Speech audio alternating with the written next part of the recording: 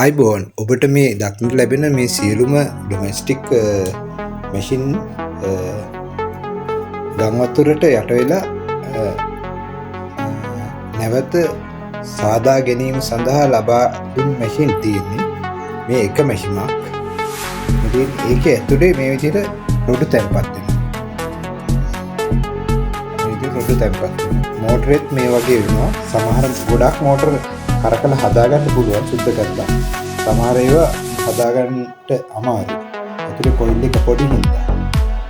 ගොඩක් ඒවා වැඩ කරනවා. ඒ වගේ මේ වගේ ෂාෆ්ට් වල මේ ඔක්කොම හිතට සුද්ධ කරගන්නවා. ඒතර ලාම්ප් තෙල් දාලා ඇතුලේ ඔක්කොම සුද්ධ කරගන්නවා.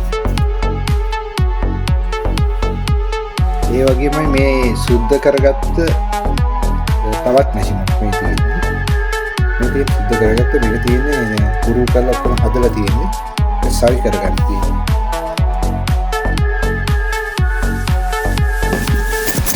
මේ තේ මැෂිමක් හදලා ඉවරයි. මේක බලන්න තියෙන්නේ. මේ තේ මැෂිමක්.